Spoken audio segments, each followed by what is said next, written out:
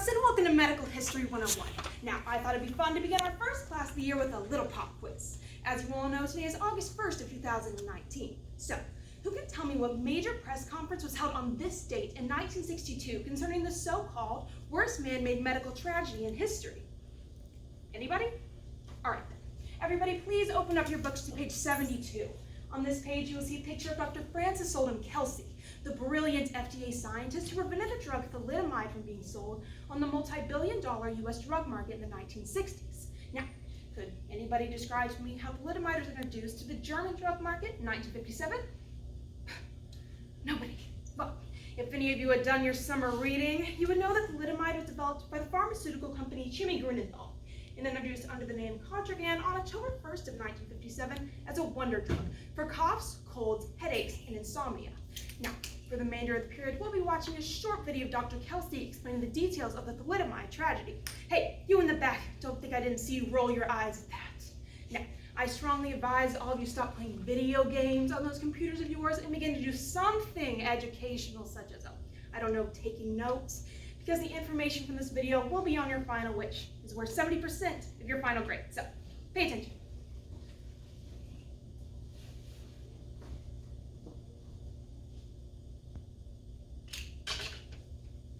In 1960, both my husband and I got offers to work in Washington, D.C., him at the National Institutes of Health and me at the Food and Drug Administration. And it just so happens that my first case was from a company called William S. Merrill for the drug thalidomide. And I got this case because, well, I was new and they thought that I should have an easy one to start off with. Well, this is the first time that I, or most people at the FDA, had heard of the drug. In some European countries, it became almost as popular as aspirin for those seeking the help of a sedative, primarily expectant mothers experiencing morning sickness. Now, at this time, researchers believed that the placenta acted as a barrier between baby and mother, protecting the fetus from whatever the mother ingested. We now know that is totally and completely incorrect, but because the developers of the drug could not find a dose high enough to kill a rat, it was marketed as completely safe for mother and child during pregnancy, began being marketed in 47 countries worldwide. In addition to this, Australian obstetrician Dr. William McBride began recommending the off-label use of thalidomide to his pregnant patients experiencing morning sickness, thus sparking a worldwide trend. Then, tragedy struck.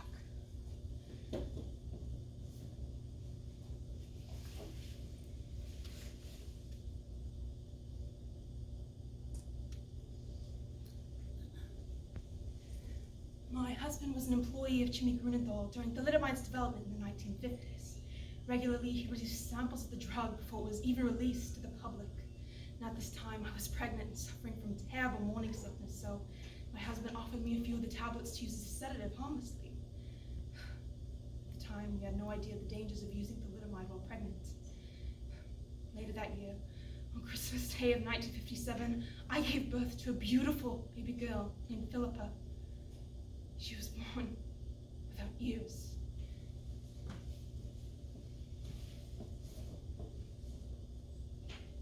The connection between thalidomide and these teratogenic birth defects was not made until 1961. However, at this point, the damage had already been done. Across Europe, it was estimated that about 24,000 babies were born with birth defects due to thalidomide. However, researchers estimate that those babies stillborn or miscarried due to thalidomide would add a further 123,000 worldwide. I received William S. Merrill's application for thalidomide in September of 1960. And upon reading the reports, I noted not only that there were pharmacological problems, but that the clinical trials were woefully insufficient, and that the physician reports were too few and based mostly on physician testimonials rather than sound scientific study. So naturally, I rejected their drug. However, Merrill continued to send in application after application and even went as far as to send a representative to the FDA to discuss if I, a woman, was fit to review their drug. However, later that year in December of 1960, it was found that adult patients taking thalidomide were developing peripheral neuropathy and retinal toxicity. And this made me wonder, if adult patients were developing these symptoms, then what could possibly be happening to the fetus of a pregnant woman taking the drug? Now, at this time, there was some research being done on the effects of pharmaceuticals on embryos, but it was not yet a well-researched area. However, upon further investigation, it was found that the company Grunenthal had done little to no testing on pregnant animals while developing the drug. This realization was a great triumph and saved tens of thousands of US women and their babies from tragedy. So, Merrill finally pulled their application from the FDA in April of 1962. However, tragically at this point, the drug had already been distributed as samples to more than 1,200 physicians in the US and about 15 to 20,000 patients, of whom about 600 were pregnant. Thankfully, only 17 cases of teratogenic birth defects were reported. Then, triumphantly, on August 1st of 1962, President John F. Kennedy announced a 25% increase in FDA staff. And later on August 7th, I was awarded the President's Award for Distinguished Civilian Service, the highest honor for any civilian of the United States. Then, on October 4th of 1962, the Cofer-Harris Agreement was passed. This agreement tightened the regulations surrounding the surveillance and approval processes for drugs to be sold in the US. It required that the manufacturers prove that their drug is not only effective, but safe before it can begin being marketed. Now, drug approval processes can take between 8 and 12 years and require animal testing in strictly regulated human clinical trials. The tragic history of thalidomide is not one that we want to relive. And although it brought such despair to so many, the regulations brought about by this tragedy are the reasons why we have such strict laws surrounding drug administration today. And that, in my opinion, is a terrific triumph.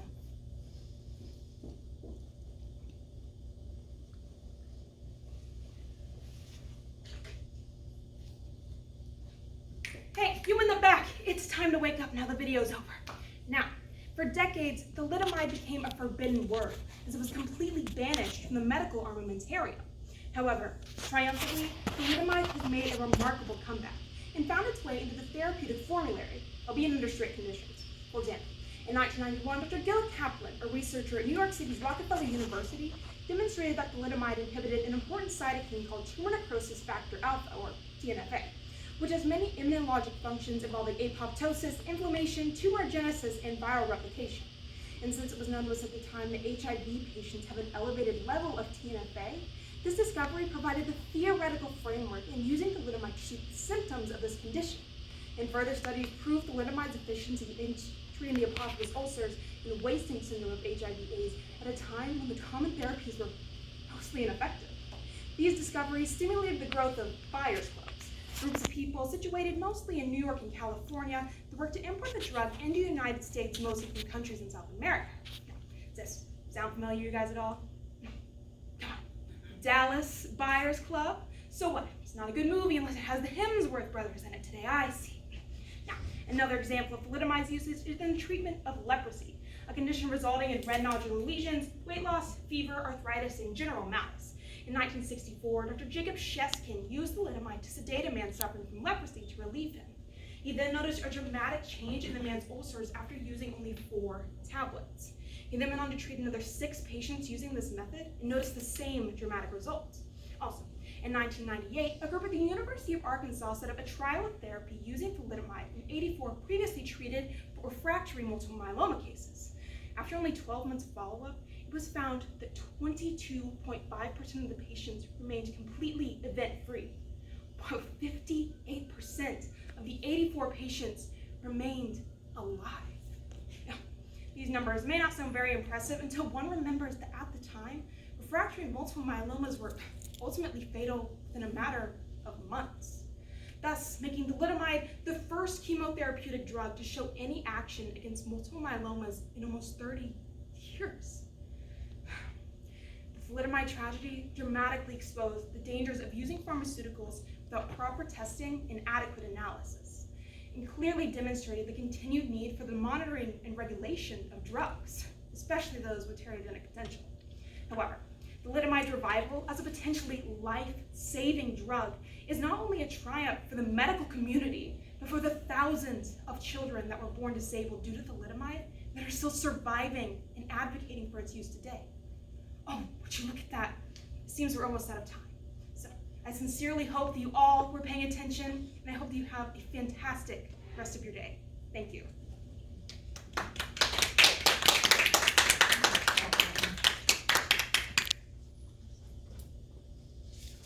In doing your research, what did you find that was most surprising to you? The most surprising thing that I found really was its use today, because when I first started researching my project, I just looked at the tragedy that happened in the 1960s when it was first developed. I had no idea of its use today when I first started researching this project. So when I first looked at the drug, all I saw was the tremendous tragedy associated with its use. But when I looked further into my project, seeing how much greatness has come from using this drug was extremely surprising to me and made it perfect for this topic. So in talking about its use today, are there any significant side effects or controversies over the drug being used today, or? Yeah, well, obviously being pregnant while you're on the drug, as you can see in this, every capsule made has an anti-pregnancy emblem on it. So that's something that gets very controversial. You have to have blood tests, pregnancy tests, at least once a month if you're taking the drug and you're a woman.